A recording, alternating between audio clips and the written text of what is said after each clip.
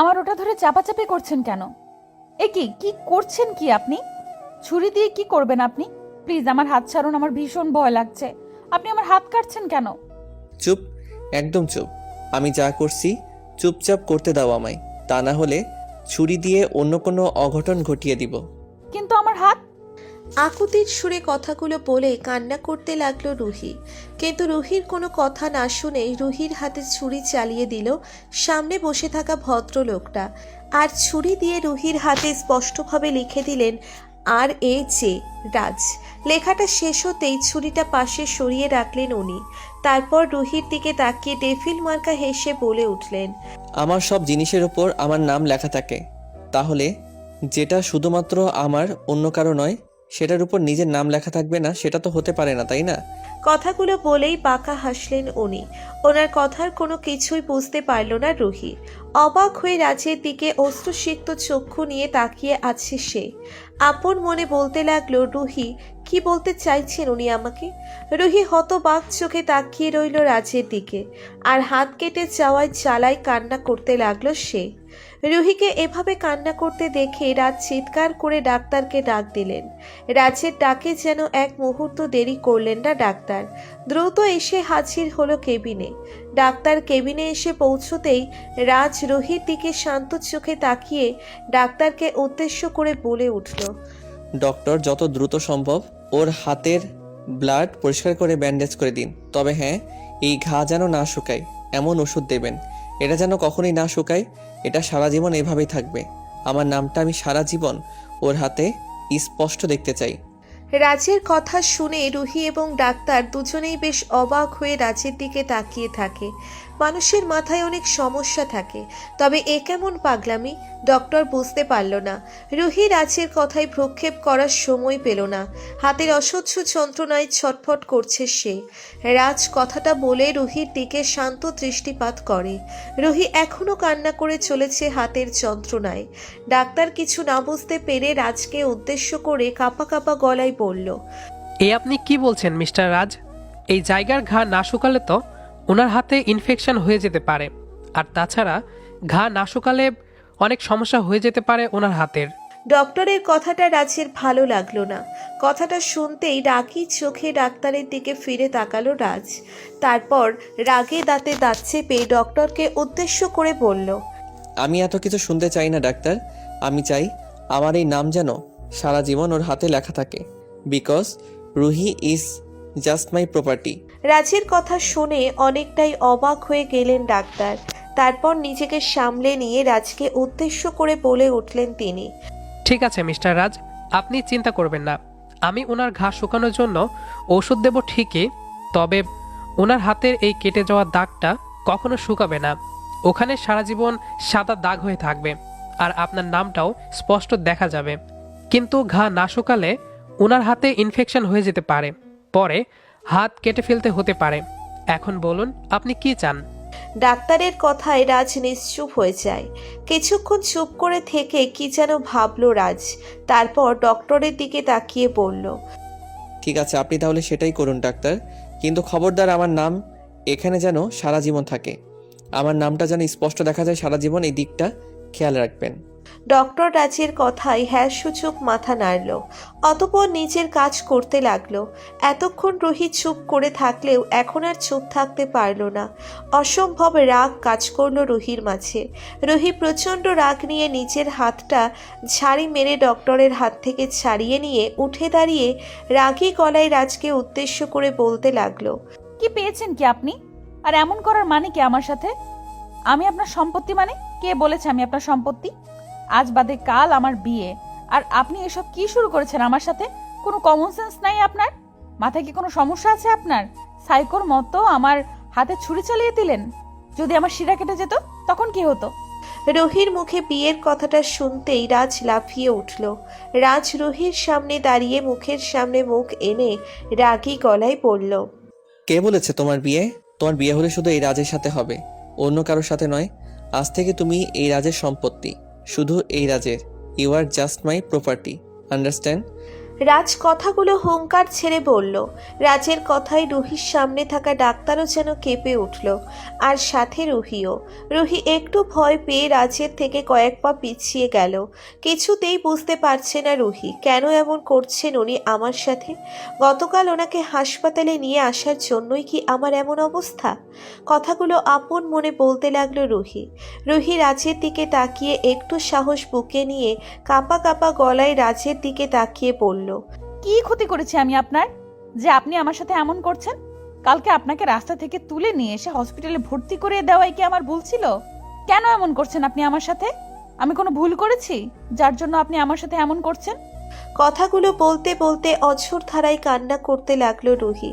রুহিকে এভাবে কান্না করতে দেখে রাজ নিজের রাগ দমন করে অনেকটাই শান্ত হয়ে গেল। তারপর রুহির কাছে এগিয়ে এসে আলতো করে রুহির হাত ধরে নিয়ে গিয়ে বেডের উপর বসিয়ে দেয় রুহিকে। ডাক্তারকে ইশারা করে রাজ বলল ব্যান্ডেজ করে দিতে, কিন্তু রাজ রুহির কোনো কথার উত্তর দিলেন না। রুহিরও কেন জানি আর সাহস হচ্ছে না রাজকে কিছু বলার, তাই রুহি নিশ্চুপ হয়ে যায়। ডাক্তার রুহির হাতে ব্যান্ডেজ করে চলে যেতেই রাজ রুহির পাশ থেকে আবারও সেই ছুরিটা হাতে তুলে নিলেন। রুহি আবারও অবাক হয়ে যায়, সেই সাথে ভয়। রুহি ভাবছে রাজ আবার না তার হাতে এই ছুরি দিয়ে আঘাত করে। রুহি ভয় পেয়ে নিয়ে রাজের দিকে করুণ দৃষ্টিতে তাকিয়ে আছে। রাজ সবাইকে অবাক করে দিল। রাজ নিজের হাতে ছুরি নিয়ে রুহির দিকে দৃষ্টিপাত করল। রুহির যেন প্রাণ পাখিটা উড়ে যাওয়াই অবস্থা হলো এবার। রুহি ভয়ে রাজের থেকে একটু দূরে সরতে সরতে কাঁপা কাঁপা গলায় বলল, ছুরি দিয়ে কি কি করবেন আপনি? প্লিজ আমার হাত আর কাটবেন না, আমার ভীষণ ভয় করছে। আমি কোনো ভুল করে থাকলে আমাকে ক্ষমা করে দিন, কিন্তু এইভাবে আমাকে কষ্ট দেবেন না প্লিজ। কথাগুলো বলতে বলতে ভয়ে কান্না করে ফেলল রুহি। রাজ রুহির কান্না দেখে রুহির দিকে তাকিয়ে মুচকি একটা হাসি দিয়ে ছুরিটা এবার নিজের হাতে চালিয়ে দিল। রাজ নিজের হাত কেটে সুস্পষ্টভাবে লিখলেন রুহি। রাজের হাতে রুহি নিজের নাম লিখতে দেখে অবাক চোখে প্রশ্নসূচক দৃষ্টিতে তাকালো রাজের দিকে। রুহির দিকে তাকিয়ে রাজ মুচকি হেসে বলল, তুমি যেমন আজ থেকে আমার সম্পত্তি, তেমন আমিও আজ থেকে শুধু তোমারই সম্পত্তি। তাই তোমার হাতে যদি আমার নাম লেখা থাকে, তাহলে আমার হাতে কেন তোমার নাম লেখা থাকবে না? তাই আমি নিজের হাতে তোমার নামটা লিখে দিলাম। আর যতটা কষ্ট তুমি পেয়েছো, ঠিক ততটা কষ্ট আমি নিজেকেও দিয়ে দিলাম। রাজের কথার কোনো কিছুই বুঝতে পারছে না রুহি। শুধু অবাক চোখে রাজের দিকে তাকিয়ে দেখছে সে। আসলে কি বলতে বা বোঝাতে চাইছেন উনি আমাকে? কোনো কিছুই আমার মাথায় ঢুকছে না। কথাটা আপন মনে বলছে রুহি। রুহিকে নিশ্চুপ হয়ে দাঁড়িয়ে থেকে ভাবতে দেখে রাজ রুহিকে উদ্দেশ্য করে নরম গলায় বলে উঠল, এখন তুমি সোজা বাসায় চলে যাও রুহি। এসব নিয়ে তোমাকে আর ভাবতে হবে না। বাকি কথা তোমার সাথে আমার কালকে হবে। So good bye. রাজের কথা শেষ হতেই রুহি রাজের কেবিন থেকে বেরিয়ে দৌড়তে লাগলো হাসপাতাল থেকে বের হওয়ার জন্য। রুহি জানে না রাজ কেন এমন করছে তার সাথে। রুহি তো তাকে ঠিক করে চেনেও না, আর না রাজ রুহিকে চেনে। তাহলে রাজ রুহির নামটাই বা কি করে জানলো যে নিজের হাতে লিখলো? কথাটা বেশ ভাবিয়ে তুলেছে রুহিকে। গতকাল বান্ধবীর বাসা থেকে ফেরার সময় রাস্তায় রাজকে আহত অবস্থায় পড়ে থাকতে দেখে রুহি তাকে নিয়ে হাসপাতালে আসে। তারপর আজকে রাজের কি অবস্থা সেটা জানতেই আসাতেই রাজ রুহির সাথে এমন করলো। কিন্তু কেন এমন করলো এটা রুহি কিছুতেই বুঝতে পারছে না। বাড়ি আসতেই রুহির হাতে ব্যান্ডেজ দেখে রুহির বাড়ির সকলের প্রশ্ন করলো কি করে হাতে ব্যান্ডেজ হয়েছে। রুহি কোনো মতে মিথ্যা বলে সকলকে ম্যানেজ করলো। রুহি সকলের সাথে কথা বলে নিজের রুমে চলে আসে। বিয়ে বাড়িতে লোক পরিপূর্ণ। দুদিন পর রুহির বিয়ে। যদিও রুহির যার সাথে বিয়ে ঠিক হয়েছে সেই ছেলেকে তার পছন্দ নয়, তবে রুহির বাবা মা এই ছেলেকে পছন্দ করেছে, আর রুহি তার বাবা মায়ের সিদ্ধান্তের উপর কথা বলতে পারে না। রুহি ভাবে তার বাবা মা তার জন্য ভুল সিদ্ধান্ত নিতে পারে না, তাই বিয়েতে রাজি হয়ে যায়। রুহি নিজের রুমে বসে রাজের কথা ভাবছে। রুহি একটা কথা বুঝতে পারছে না, এই রাজ তার নাম কি করে জানলো, আর তার থেকে বড় ব্যাপার এমন পাগলামি। তবে কি রাজ রুহিকে আগে থেকে চেনে? কিন্তু রাজকে তো সে চেনে না। সবকিছু যেন মাথায় জট পাকিয়ে যাচ্ছে তার। রুহি আর কিছু ভাবতে পারল না। রুহি নিচের হাতের দিকে তাকিয়ে ব্যান্ডেজের উপর হাত বুলিয়ে নিল। অনেকটা কষ্ট হচ্ছে এই আঘাতে। রুহি ফ্রেশ হয়ে মাথা থেকে কিছু ছেড়ে ফেলে একটু ঘুমিয়ে নিল। সন্ধ্যায় রুহি নিজের কাজিনদের সাথে বসে গল্প করছে। গল্প করার মাঝে কথায় কথায় রুহির কাজিন রোহানা রুহিকে বলতে লাগলো, আচ্ছা রুহি, তোর কি সেই দিনগুলোর কথা মনে আছে, যেই দিনগুলোতে আমি আর তুই খুব আনন্দে আমাদের বাড়িতে থাকতাম, তুই, আমি আর রোহানা সম্পূর্ণ কথা বলার আগেই রুহির মা এসে রোহানাকে থামিয়ে দিল। রোহানা রুহির মায়ের রক্তচক্ষু দেখে ভয়ে চুপসে যায়, আর কোনো কথা বলার সাহস করতে পারল না।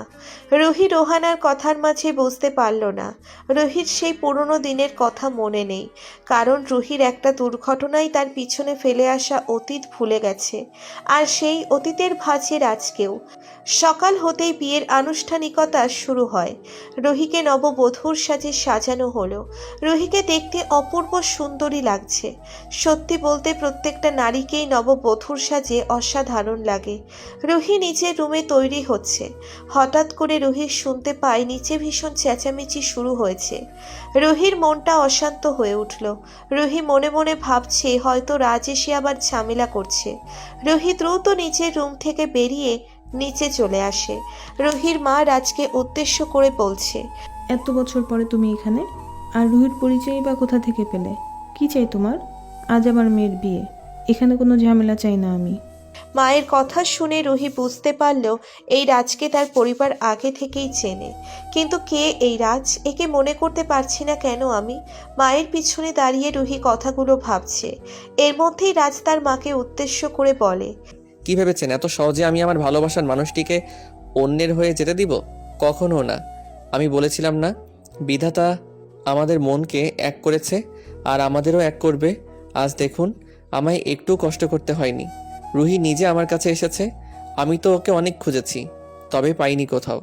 আর আজ সেই রুহি নিজে আমার কাছে এসেছে। আপনারা আমার সাথে যা যা করেছেন, তারপরেও আমি আপনাদের সাথে ভালো ব্যবহার করেছি, কারণ আমি আপনাদের মতো না। আমি এখানে কোনো ড্রামা করতে আসিনি। এসেছি আমার ভালোবাসা, আমার স্ত্রী রুহিকে নিয়ে যেতে। আর আজ আমার পথে যদি কেউ বাধা হয়ে আসে, তবে বিশ্বাস করুন তার জীবনটা আমি কেড়ে নিব। রাজের কথা শেষ হতেই রুহি সবাইকে অবাক করে দিয়ে রাজের দিকে এগিয়ে আসে।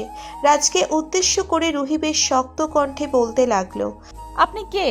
আর এইখানে কি চাই আপনার? দেখুন, আমি আপনাকে চিনি না।